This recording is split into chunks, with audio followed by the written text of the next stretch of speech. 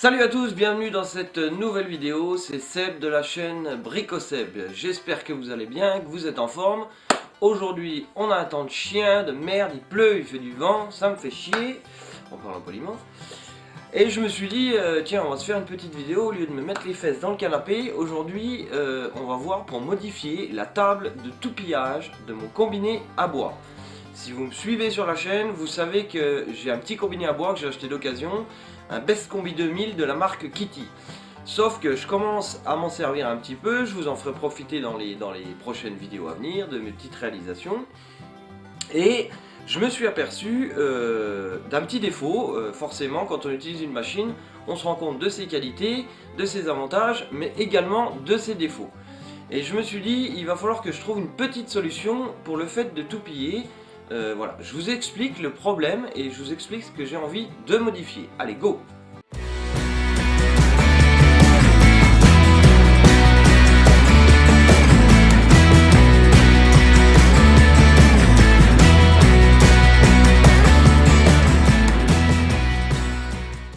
Alors les zazas, les mimi, voilà mon problème. Mon problème, c'est que sur cette machine, quand vous fixez le guide de tout pliage, vous avez deux possibilités de fixation. Ça, encore, ça rentre pas trop dans le problème. Mais le fait est que quand je viens le fixer donc, au point le plus loin, c'est-à-dire à peu près ici, il va me rester simplement ça de largeur comme table pour passer une pièce. Alors vous allez me dire, ok Seb, t'as ton chariot. Effectivement, j'ai mon chariot. Il vient se mettre ici. Tac. Je vais desserrer un peu pour reculer la coulisse. Tac. Alors effectivement, j'ai mon chariot ici. Bon, là la règle, il faudrait que je la mette ici quand je toupille, de façon à ce que la pièce vienne en buter ici pour appuyer. Ok, j'ai mon chariot. Alors le chariot, il est super pratique quand vous avez à faire des tenons, par exemple.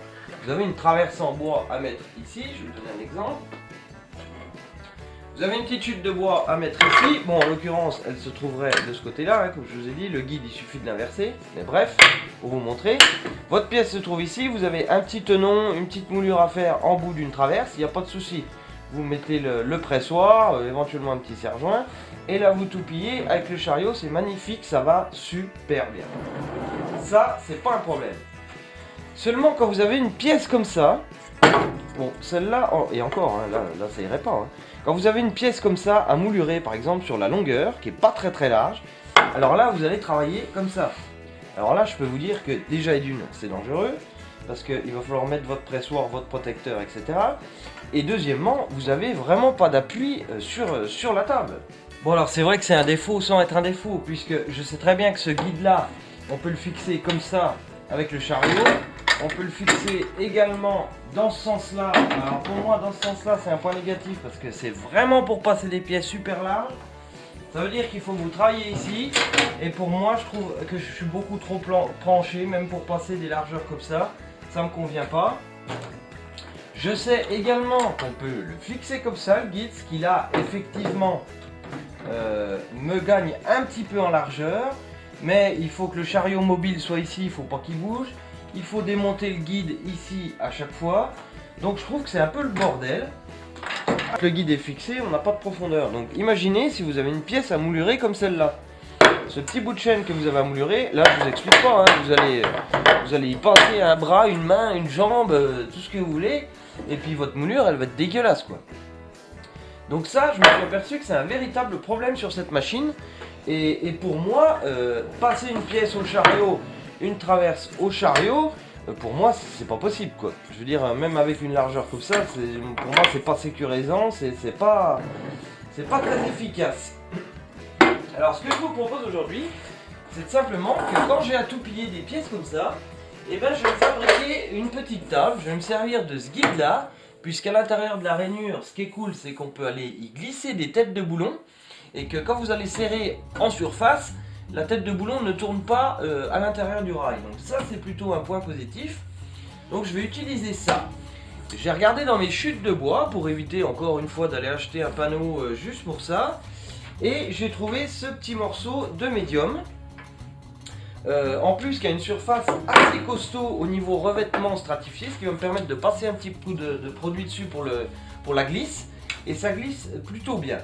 Alors l'idée, c'est en fait de venir, donc j'ai regardé avec mon niveau sur ma table ici, je vais enlever ça. J'ai regardé sur mon niveau sur ma table ici, je l'ai posé bien à plat sur ma table et j'ai été mesurer l'épaisseur qu'il me fallait. Alors ce qu'il me faut, c'est qu'il me faut du 21. Or j'ai du 20 et donc 20 c'est ça. Et si on approche, et ben, si vous posez votre niveau là-dessus, il va manquer ici 1 mm. Du 22, ça fait un peu trop haut. Alors on peut se dire c'est qu'1 mm, mais quand vous avez à tout plier une pièce, il faut vraiment que ce soit nickel, quoi. Donc ce que j'ai envie de faire, alors, je ne sais pas si ça va fonctionner, hein, mais vous voyez ici, donc cette petite plaque, une fois fixée, ça va quand même vachement m'arranger pour aller tout plier des pièces vraiment en toute sécurité, quoi. Et vraiment, voilà, avoir une surface où la pièce repose entièrement. Alors là, vous voyez, bon, bah, j'ai qu'un guide parce qu'en fait, les guides commençaient à être un peu usés. Il y en a un qui avait pris un peu l'humidité, le bois a gonflé, donc je suis en train de refaire également 2 guides tout neufs pour être bien nickel, bien droit. Bon, bref, donc voilà l'idée de ce plateau. Alors, j'ai envie de tenter, je vais voir ce que ça donne. J'ai envie en fait de rehausser donc cette petite partie de vin en épaisseur. Donc il me manque 1 mm. Donc ce que j'ai fait ici, c'est que j'ai fait 2 petits repères au crayon au centre de cette gorge, un ici, un ici. Ça va me permettre de déterminer mes trous à percer pour emmancher mes boulons qui vont coulisser dans la rainure. Alors l'avantage après, c'est que rien m'empêchera de la mettre ras ici, mais rien m'empêchera de la faire coulisser également ici, éventuellement pour augmenter un petit peu aussi la largeur de ma table de sciage. Vous voyez ce que je veux dire? Quand j'aurai un panneau par exemple où j'aurai ce guide là à emmener assez loin, un panneau assez grand, et ben ça va me permettre également de ne pas forcément utiliser le chariot mobile. Encore une fois, le chariot mobile pour les traverses, pour scier, c'est royal, c'est parfait, j'ai rien à redire. Mais pour un petit panneau, et ben, ça me fera une surface de portée beaucoup plus grande que celle qui est ici. Donc voilà, je vais pouvoir jouer avec ce petit panneau. Bon, c'est vrai que j'aurais peut-être pu le faire de la longueur de ça. Mais bon, honnêtement, ça me fait un peu chier d'acheter un panneau alors que j'ai ça. Et de ce fait là, il va pouvoir coulisser ici et ça ne sera pas gênant. Donc on va voir comment faire les perçages. Deuxièmement, pour rehausser les 1 mm, j'ai envie d'aller... j'ai fait des repères également au niveau des profilés aluminium. Et j'ai envie d'aller caler plein de petits patins. Plein de petits patins autocollants dessus. Ce qui va faire que ça va rehausser mon millimètre. Et je pense que ça va être pas mal. Alors peut-être que les patins vont s'user petit à petit. Mais on verra dans le temps. De toute façon, je ne vais pas m'en utiliser tous les jours. Et puis éventuellement, bah, les patins, on remet un petit coup de cutter, on s'en recolle à côté. On vérifie de temps en temps le niveau de la table et ça pourrait être pas mal. Donc je pense que, voilà, l'idée, c'est sûr que j'aurais pu trouver un truc pile poil de 21, machin. Mais l'idée, encore une fois, c'est de se débrouiller à faire les choses avec ce qu'on a, sans forcément toujours acheter pour le moindre truc. Donc voilà, là j'ai simplement dit, il faut que je fasse ça, qu'est-ce que j'ai à disposition dans mon atelier, sans encore aller refoutre du pognon là-dedans, pour essayer de trouver une solution. Donc on va regarder ça ensemble aujourd'hui, et dans un premier temps, on va donc, je pense, procéder au perçage des trous, et ensuite on va voir ce que ça donne avec les patins. Alors bien entendu, la partie du dessous, l'écrou, il va falloir qu'il dépasse pour qu'il rentre dans cette rainure-là. Par contre, on est bien d'accord qu'il va falloir que je fasse un système en façade pour aller serrer mes écrous avec une gorge de façon à ce que l'écrou soit complètement noyé à l'intérieur, qui ne dépasse pas de ma table forcément quand j'aurai ma pièce à passer. Alors on va déjà aller percer ça et on va choisir les boulons, percer et voir ce que ça donne. Allez, c'est parti! Alors les amis, vous voyez, j'ai trouvé ce genre de boulon, donc ça va être nickel parce que vous voyez, il va rentrer dans la rainure là. Et une fois qu'il rentre dedans, il peut coulisser et il ne tourne pas. Comme ça, il n'y a pas besoin d'avoir quoi que ce soit pour le serrage par-dessous, quoi que ce soit. C'est nickel, ça rentre dans la gorge, ça coulisse et ça tourne plus. Comme ça, il n'y aura qu'à fixer par-dessus et ce sera nickel. Donc on va percer le diamètre sur la plaque en fonction de ce diamètre de boulon.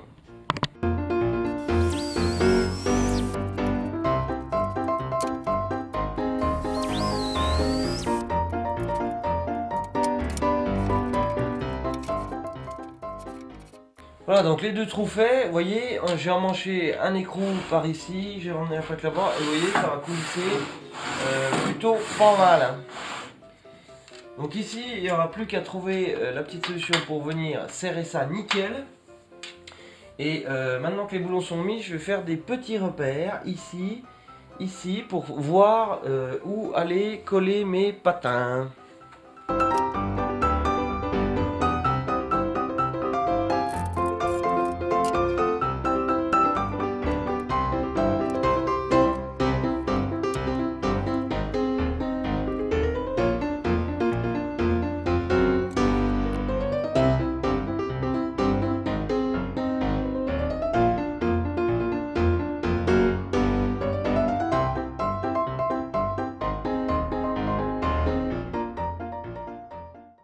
Voilà les amis, donc là j'ai mis mes patins. Ça me fait une légère surépaisseur, vous voyez, il n'y a rien. Mais le fait de serrer les écrous, les patins, hop, on appuie un tout petit peu, ça va les écraser. Et là, on va être nickel, nickel, nickel. Vous voyez, tac. Et là, le fait d'appuyer, vous voyez, j'ai toujours ce petit... Vraiment, mais vraiment rien. Hein. Et le fait de serrer, tac, ça va plaquer mes patins. Et bah franchement ça va être nickel quoi, hein. Regardez, il n'y a pas un poil de jour de jeu, ça va être, je pense, assez rigide. Et ça va être nickel. Donc on va s'occuper maintenant des points de fixation en partie haute. Bon alors voilà ce que je vais faire les amis. Au départ je pensais quand même pouvoir aller mettre un écrou papillon. Mais le problème de l'écrou papillon, si j'en prends un, c'est que ça me bouffe. Taquet de la matière si je veux être, vous voyez, si je veux être l'écrou à fleur ma plaque, il me reste plus de matière, donc j'abandonne. Je vais opter pour le système tout simple de l'écrou, parce que vous voyez, si je noie l'écrou à l'intérieur, plus une petite rondelle plate, et ben il va quand même me rester pas mal de matière, en dessous au moins, il va me rester 2/3 de matière quoi. Donc bah voilà, au lieu d'être un écrou papillon, ça sera un petit écrou, mais il suffit que quand j'utilise la plaque, hein, j'aurai deux petits coups de clé à pipe à mettre, clac clac, et c'est serré. On n'en parle plus, mais ça me laisse vraiment de la matière dessous, parce que j'ai peur qu'en perçant trop, s'il me reste pas assez de matière, et ben à force de serrer, que ça vienne péter le médium en dessous, et que ce soit pas assez costaud. Donc un petit écrou, une rondelle, ça va faire l'affaire. Ce qu'on va faire, c'est qu'on va percer en surface, on va aller mesurer la profondeur de mon écrou et de ma rondelle, on va dire en ajoutant 1 mm supplémentaire pour être sûr que ce soit vraiment à fleur, et on va les percer d'un diamètre légèrement supérieur de la rondelle de façon à ce qu'elles viennent bien s'englober à l'intérieur.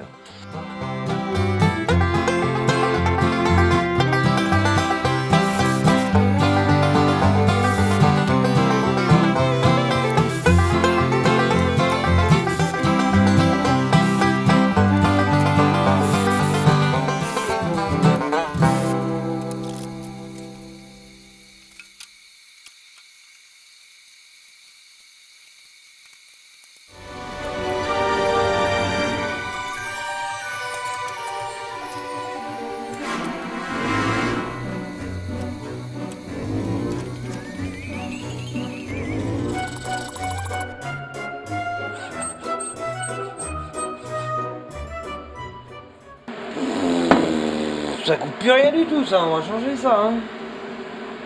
C'est flingué de fond. Je pense que je vais passer plus de temps à changer cette putain de lame que de faire ma vidéo. Ah, j'ai dévissé trop loin là, les crouse-bords. Waouh,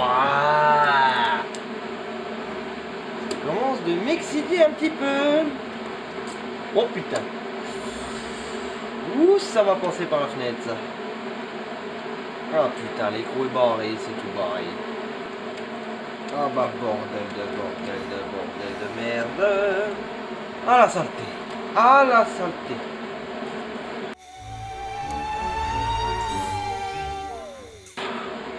Ça y est. Bon les gars, ça va faire 3h28 maintenant que je suis d'après cette saloperie de scie. J'ai refait la meuleuse, bah j'aurais gagné une demi-journée. Mais bon, je voulais faire une coupe propre et puis de toute façon j'adore me faire chier. Donc c'est parti, normalement ça devrait mieux aller qu'une lame toute neuve. Ok, clairement la scie à main m'a gavé, elle a traversé l'atelier, elle est là-bas dans le fond, on n'en parle plus, on va y attaquer avec ça parce que là, ça va pas le faire.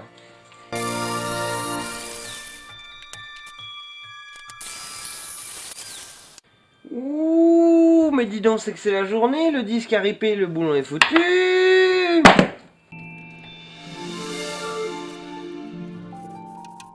Bon, clairement, ça a l'air d'être pas mal. Je vais vérifier quand même que mes boulons, je les ai pas coupés trop longs. Vous voyez, ça permet vraiment de tout lisser. Ça va éventuellement me servir aussi pour la table de scie que pour la toupie, donc c'est pas mal. Pareil pour la toupie, selon la pièce d'entrée et tout, je pourrais même l'amener à l'extérieur de mon combiné si j'ai une pièce à rentrer un petit peu plus, où il faut un peu plus de portée en entrée, etc. Mais dans l'ensemble, ça va être pas mal. Je vais resserrer ça. Donc vous voyez, bah, il y a cette manipulation à faire. Hein. Et pareil, hein, quand vous desserrez juste un peu de façon à ce que ça coulisse, vous la sortez, vous laissez les boulons dessus, les écrous, les machins, hop, nickel. Pas besoin de serrer ça comme un bœuf non plus. En plus, on peut gérer le fait de serrer, ça peut nous permettre de gérer la petite épaisseur que je vous disais. Je suis en train de claquer le néon de mon établi avec le niveau. Je l'ai pas pété, mais sans guerre. Voilà. Donc là, vous voyez, tac, là, on est vraiment, franchement, nickel. Nickel de chez nickel. Si on passe sur une pièce là, elle va porter nickel tout le long, c'est perfecto. Ça sert à rien de trop serrer. Là, ça tient nickel. Ça n'a pas de jeu. C'est franchement pas mal. Une pièce, comme je vous montrais tout à l'heure, là, la petite pièce de chaîne. Une rainure à faire. Et voilà. Et là, c'est nickel. Hein. On peut déjà faire du panneau assez large hein, quand même à passer. Même un panneau en mouluré sur les quatre bords. Tac, c'est nickel. Ça passe partout. Et c'est impeccable de frein de vélo. Bon voilà les amis pour la petite réalisation de ce petit élargissement de plan de travail sur ce combiné là. Je pense que ça peut se faire sur d'autres combinés, hein. Je ne sais pas exactement comment ils sont faits. Mais si vous avez un baisse combi, vous voyez qu'avec pas grand chose, on peut élargir sa table tout en conservant la précision, etc. Parce que vraiment ça bouge pas, c'est nickel. Donc si vous avez apprécié cette petite vidéo, bah, comme d'habitude, n'hésitez pas à me mettre un petit pouce bleu, ça fait super plaisir. Ça aide au référencement des vidéos et de la chaîne, donc ça fait super plaisir, ça motive à faire d'autres choses. N'hésitez pas à vous abonner également si vous ne l'avez pas fait, ça se passe juste en dessous ici à gauche, à votre droite, ouais, à votre droite. N'hésitez pas à activer la petite cloche pour recevoir mes prochaines vidéos. Vous pouvez me rejoindre encore une fois sur Instagram, je vous mets tout dans la description. Les liens sont en dessous, ça me permet de vous envoyer quelques petites photos, de vous prévenir des fois de la sortie des vidéos, etc. Et c'est génial, donc merci à tous d'avoir regardé cette vidéo jusqu'au bout. Merci encore une fois à mes abonnés. N'hésitez pas à mettre des commentaires juste en dessous si vous avez des questions, si vous aviez d'autres idées par rapport à ça, je suis preneur également. C'est vraiment un truc de base que j'ai fait, si je peux améliorer les choses grâce à vous, eh ben c'est génial, c'est parfait, ça me convient. Et voilà, donc n'hésitez pas à utiliser les pouces, l'abonnement et les commentaires, ça se trouve tout dessous, faites-vous plaisir, défoncez tout. Je vous souhaite une très bonne journée et comme d'habitude je vous dis à bientôt et soyez forts, ciao bye bye.